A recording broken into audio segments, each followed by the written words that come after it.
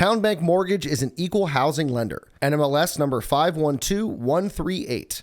This is not a commitment to lend.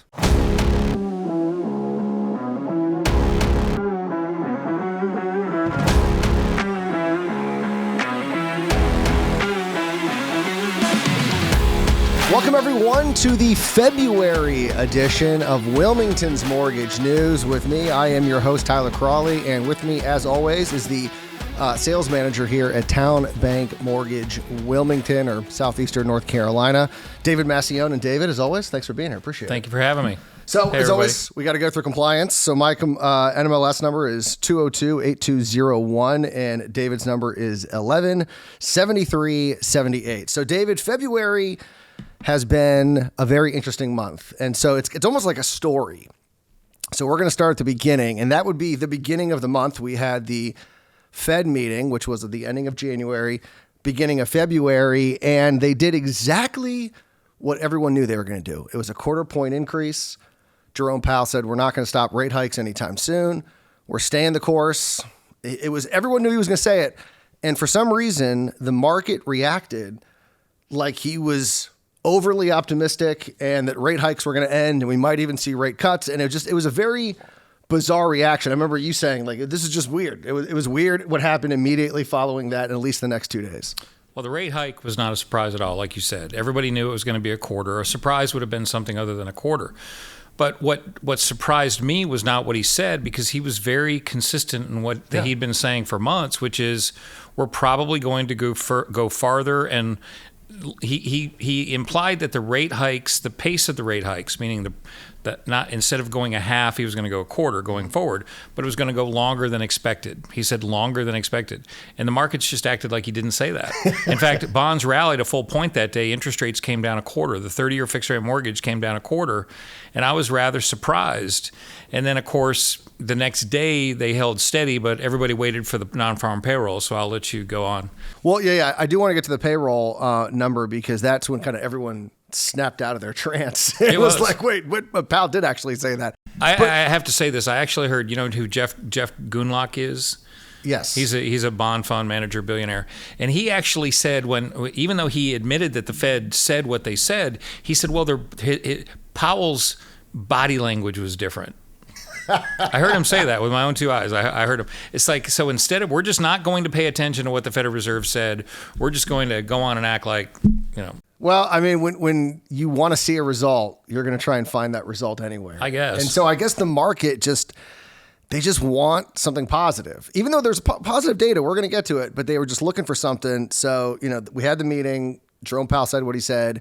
The market reacted like he didn't say that. And then 2 days later, we got the non-farm payroll, which blew out of the water what economists were projecting. They were projecting somewhere around 185,000 jobs.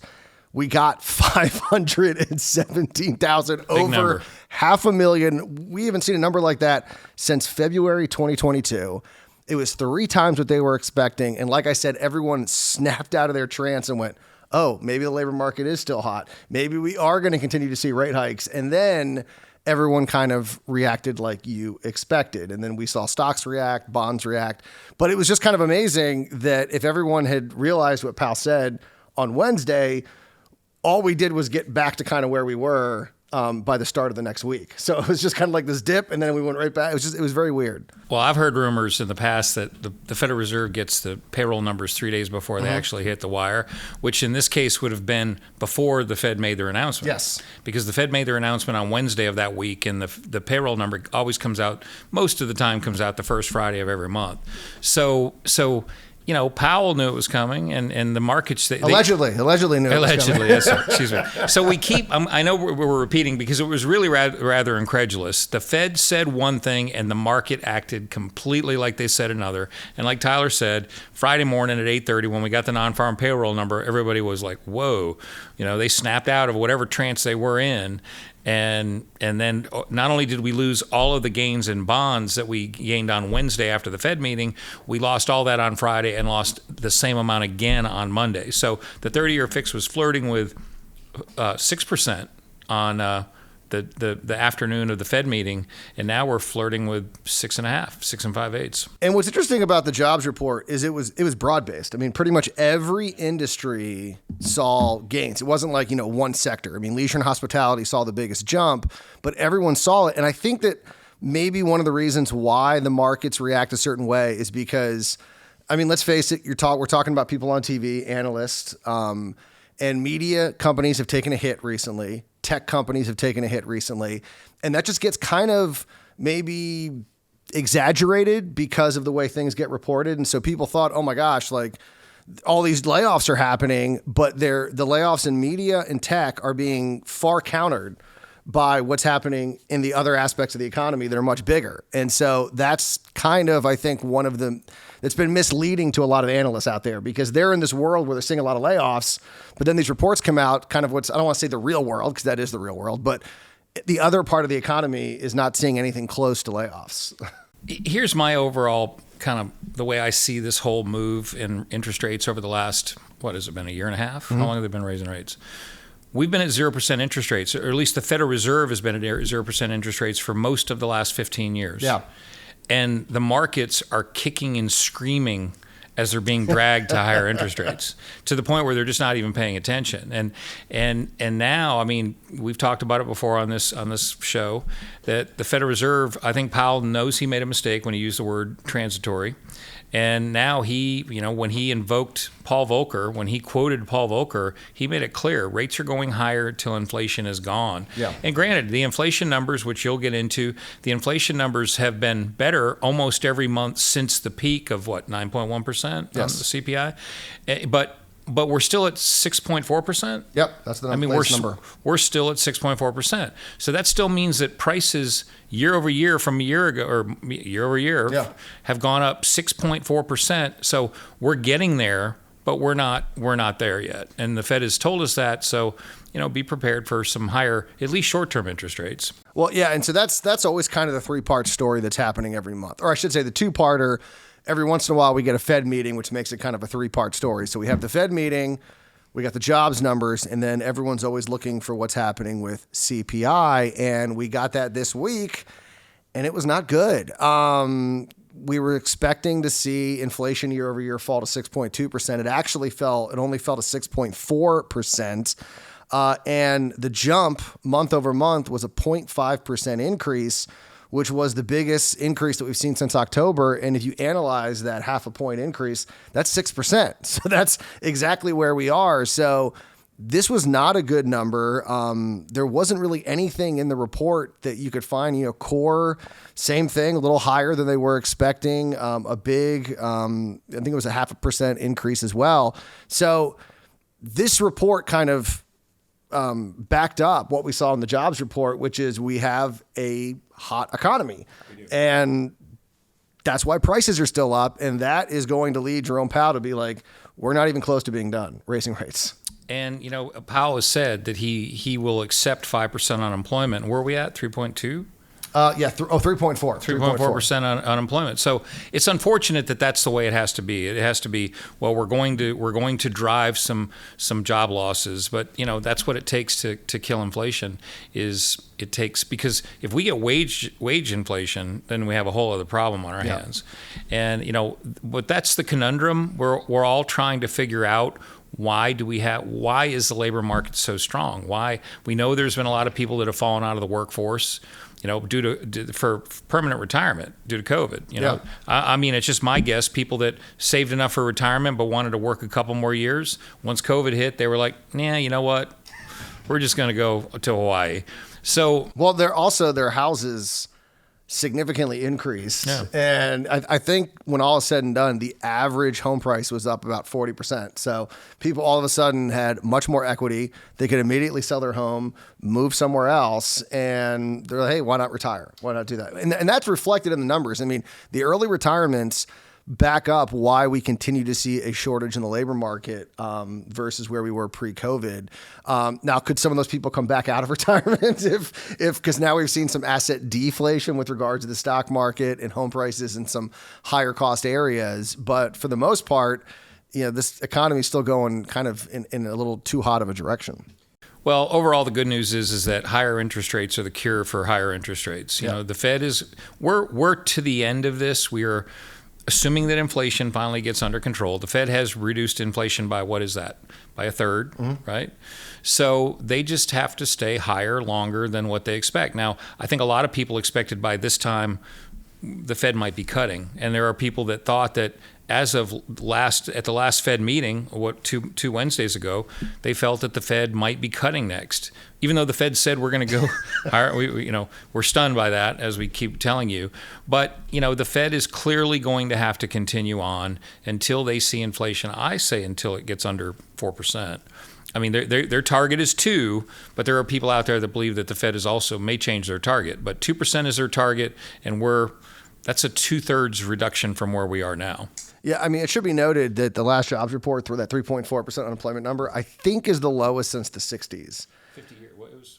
It's about a little bit low, almost 60 years. And that, if you're Jerome Powell and you're worried about a hot labor market, hearing that unemployment's the lowest it's been in 50 years, that's going to kind of prove the point that, we are not done hiking. And that's one of the debates that you're hearing is originally it was thought, okay, right around 5%, maybe a little bit over 5%. Now people are saying maybe the final, terminal rate or whatever, I think that's what it's called, is going to be closer to 5.5% or maybe 6%. And so that would mean we are going to see a couple more hikes before this is all said and done. Well, we know that we're getting 2 more by their own numbers, right? Because right now they're at 5.1% by the end of the year. We're at 4 3/4 right now. So there's 2 more hikes that are already pretty much baked in. These are expected. The question is, what are they going to do beyond that? And I think by the time they get there, we're going to have 3 more CPI numbers and 3 more payroll reports. So it's all about the data. Those are the 2 important numbers, and that's why we keep talking about them on this podcast. We've decided that the 2 important numbers are the non-farm payroll number that comes out the first Friday every month, and the CPI, which I don't know when that comes out. It's always somewhere time in the middle of the month. I did want to talk about some of the housing data because it is sort of interesting that most of the economy is running very hot and housing has significantly cooled off. I mean, there's no doubt. You can look at every report, all data sets. Housing has cooled off, and the latest Case-Shiller number that we get at the end of every month, so we got this at the end of January. This is looking, of course, at December. So Case-Shiller is a little bit behind, but they had nationally home price growth falling to 6.9%, year over year. So we're still positive, at least at the end of 2022. Many believe that we're going to be pretty much flat, maybe a little bit, in the negative for the first time since, I think, 2012. Maybe 2011 was the last time we saw a year over year negative number. It's been a while. We've never gone this long without seeing a negative number. So we are seeing that easing in housing, which I think is comforting to a lot of home buyers out there who, for the longest time, you were seeing multiple offers on homes, people overbidding on homes, home prices skyrocketing. We know that month over month home prices in many markets are dipping, but it does show that we are seeing the cooling. And Jerome Powell's mentioned this, that we do need to see cooling in the housing market. He was very worried about that 8 months ago. Well, he wanted this to happen. He got that. He did. he got the cooling. But I really believe that the cooling of the housing market, at least in North Carolina, because every market is in and to itself. Yeah. It's regional, local, more local than even regional. Mm-hmm. And we just don't have inventory here. Again, common theme. We talked about it on a manager's meeting that we had today. There's no inventory. There are people that I know that I have pre-approved that would buy houses. They cannot find a house. Yeah. Well, and there's actually national data from Altos. They do weekly data. They chart it weekly, and housing national numbers started the year at 500,000. It has now fallen to 443,000. They thought we were going to see a little dip in January, and then things were going to come back up in February. They were wrong. And what is that number? So it was at 500 to start the year. The inventory? Inventory. Oh my gosh. Homes available across the country. It's fallen to 443,000. But it's important to note that we are seeing an explosion of inventory in some markets like Austin, Phoenix. So if we're seeing big inventory jumps in the hotter markets, like sort of the boom towns that are now kind of correcting themselves, you apply that to the numbers, it shows you just how bad it is in other markets. Because if you're seeing over inventory in some markets and the national number is still down, that means the markets where there's a shortage, it is a really bad shortage. It's a bad shortage, but that number stuns me, that 400 and some thousand. Yeah, because I remember seeing a Barry Habib data when probably a year and a half ago, and he said that at that time there was $1 million inventory. Yeah, millions about, it depends on what number you go with, because the National Association of Realtors, I think, has the number closer to 1 million. Altos has whatever formula they use. But yeah, I think National Association of Realtors likes to see it between 1.5 million, 1 million, and Altos, I think, is around 1 million. So it shows you that we're about 50% under what a normal kind of housing market should be. And in markets like this one here in Wilmington, southeastern North Carolina, I look at Zillow every day, and it amazes me. You're lucky if you get 1 or 2 listings, and then immediately if they're a good listing, they're gone. Yeah. So I mean, it is kind of surprising, and I did want to kind of end on this one because we got a homebuilder confidence numbers as well. And homebuilder confidence, which of course hit lows that we hadn't seen in, I think, 10 years in December, jumped up for the first time in January, first time in 12 months. We now saw the biggest month over month increase since December 2001. Wow. Yeah, it was a 7-point increase to the index of 42, still below 50. So we're not back to kind of break even, but we saw a huge jump. And I think it just goes to show like how kind of bizarre things are in housing. I mean, because, we saw a big drop in 2020, then a big jump up in 2020. And I should say that we did see a big jump up in 2020. This number was compared to, after the pandemic or before the pandemic. And the last time we saw a jump this big was 2001, which was right after 9/11, which you would explain you saw a dip and then a big jump up. And so it's weird that we saw this big jump down and this big jump up without, a pandemic or, a terrorist attack. This just happened because the economy is just kind of out of whack right now, that we saw lows and then a huge jump up. Well, and again, this is Barry Habib data that I saw a year and a half ago where he said we only had 1 million in inventory at the time. At that same time, he said that the builders quit building in 2008. And I am not in any way making this as a comparison to 2008. It is not, but back then the builders quit building and they quit building for 6 or 7 years. By and large, there was first time home buyer units being built because if you recall, there was a $7,500 tax credit, a direct tax credit if you bought a house. And now we're feeling the effects of that where the builders just didn't build. And add to that we had a baby boom in the early 90s. We have his numbers then were 14 million more households than we had in 2008. And at that time, 1/4 of the supply. Well, I believe it was Freddie Mac. Don't quote me, but there was a paper that came out not too long ago that said that the United States housing market is 4 million homes underbuilt, that we have been chronically underbuilding since probably the 80s. And what's crazy is that the big explosion that we saw in home building, the recent one in 2021, that those numbers took us back to I think the average in the 70s. Right. So what everyone saw was craziness in the housing market. Look at all these homes being built was what was normally happening in the 70s. And we've just slowly kind of dropped that rate. And so, yeah, I mean, depending on what number you look at, I think the National Association of Realtors says like 2 million homes underbuilt, but no one thinks we're overbuilt. There's no one out there. It's just the degree is to which we are underbuilt, anywhere from 1 to 4 million homes. So the fact that we are seeing some home builder confidence come back is great, especially places like where we are, where it'd be nice to see some price relief in some of the homes. So having some new ones out there would definitely do that. So like I said, it just goes to show kind of this interesting economy that we're in, where home builder confidence is almost back to break even after hitting a low in December. So home builder confidence is back. We're seeing some pickup in mortgage demand. We've talked about that. January was a good month. February looks to be pretty good. So it's as we always say, when it comes to buying a home, it's how you feel about the economy, not so much what we tell you what's going on or what an economist on CNBC says. So like we ended the podcast last time, go buy a house, because if rates continue to go higher, you're going to be happy you bought a house now.